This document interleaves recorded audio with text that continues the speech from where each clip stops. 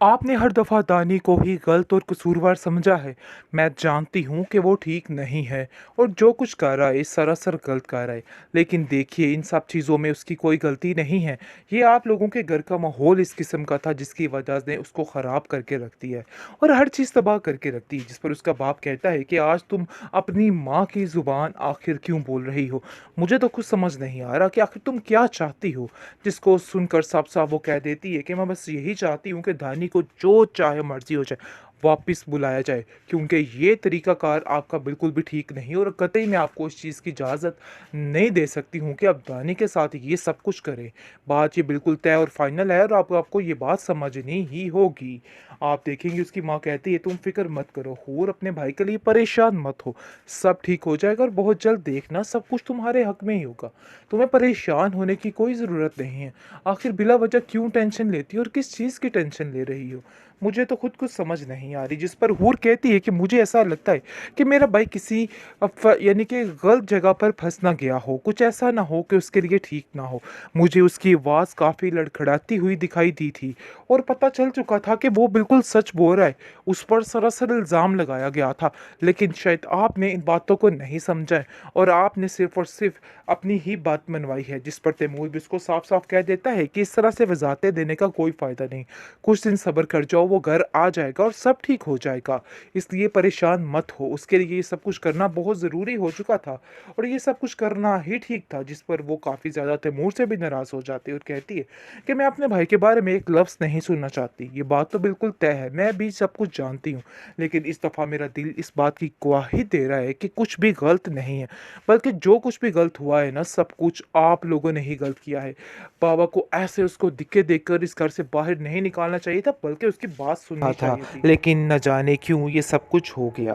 लेकिन आप देखेंगे कि असल बात हूर नहीं जानती कि उसके साथ क्या हुआ। इस दफ़ा वो दानी को कसूरवार समझेगी और कहेगी कि दानी, तुमने मुझसे वादा किया था और फिर से तुमने ये हरकतें नहीं छोड़ी। आखिर तुम ऐसा कैसे कर सकते हो?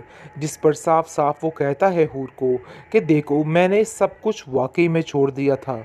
मुझे यकीन था कि तुम मेरी बात का यकीन करोगी, लेकिन मैं ये नहीं जानता था कि तुम मेरे साथ ऐसा कर सकती हो। आखिर ऐसा कैसे कर सकती हो?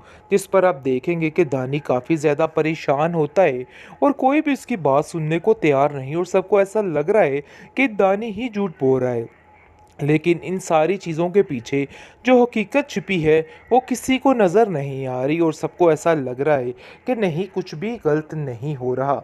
लेकिन जी आप देखेंगे कि उसकी माँ काफ़ी ज़्यादा रोती है और कहती है कि मुझे तो कुछ समझ नहीं आ रही कि आखिर मैं क्या करूँ, ये सारे मामलात को कैसे संभालूँ, आखिर ये सारा कुछ कैसे चलेगा। लेकिन जी उसका बाप एक ही बात की रट लिए बैठा है कि ये सारा कुछ किया दरा तुम्हारा है और तुम्हारा बेटा कभी भी सुधर नहीं सकता है। लेकिन इस दफ़ा दादी बोल पड़ेगी और कहेगी कि आप दोनों की इन हरकतों की वजह से बच्चों की ज़िंदगी तबाह कर दी आप लोगों ने। मैंने आज तक आप लोगों को रोकने की इतनी कोशिश की, लेकिन इसके बावजूद आप लोग नहीं रुके और अपनी ही मर्जियों से चलते रहे। लेकिन कब तक ये हरकतें करते रहेंगे? छोड़ दो, अभी भी सब कुछ तो ख़त्म हो चुका है। आखिर बाकी क्या रह गया है जिसकी वजह से आप लोग एक दूसरे की जान के दुश्मन बने हुए हैं? आप देखेंगे कि बहुत ज़्यादा परेशान है उसकी माँ और अपने बेटे की हालत देख के चीखो पुकार कर रही है और रो रही है और कहती है कि आखिर ये मामला कैसे संभलेगा। मुझे तो खुद कुछ समझ नहीं आ रही, ऐसा कैसे हो सकता है? दानी कोई गलत काम नहीं कर सकता, यही हकीकत है। हकीकत तो यही है कि ये दुनिया हमें चैन से जीने नहीं देती। जब तक इंसान इन लोगों के साथ बिल्कुल गलत कर रहा होता है ना, तो सब कुछ ठीक रहता है। लेकिन जैसे ही सच्चे रास्ते पे चलने की कोशिश करो तो काफ़ी ज़्यादा रुकावटें होती हैं। लेकिन यही असल वजह है।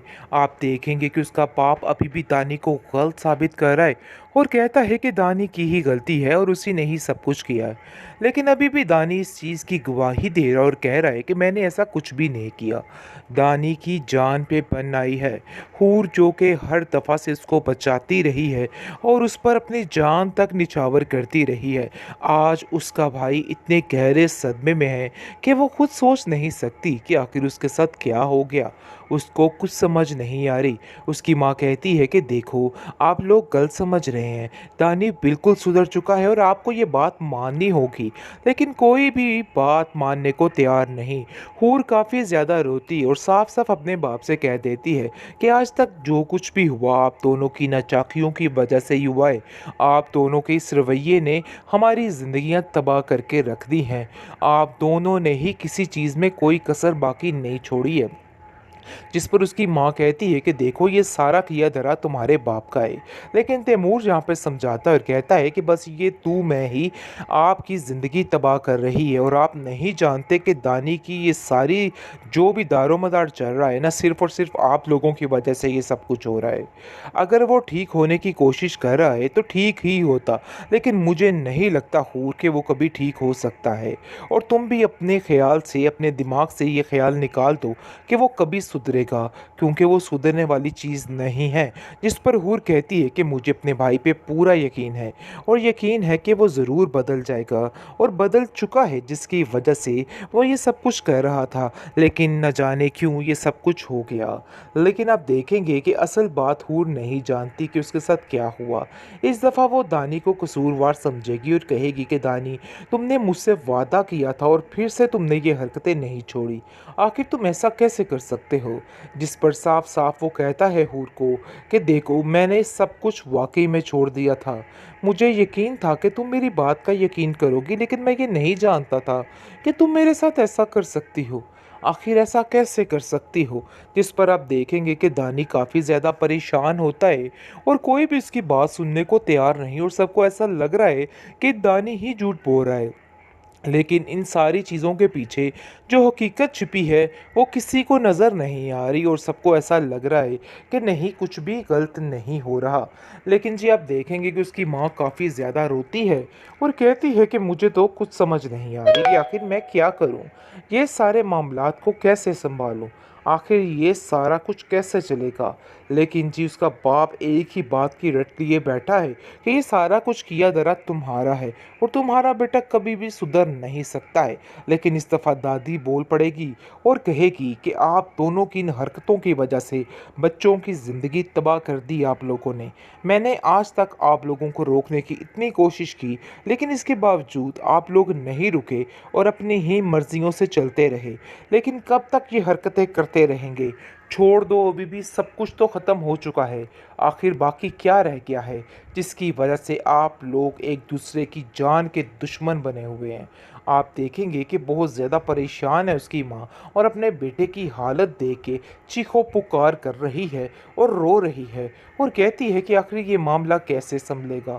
मुझे तो खुद कुछ समझ नहीं आ रही, ऐसा कैसे हो सकता है? दानी कोई गलत काम नहीं कर सकता, यही हकीकत है।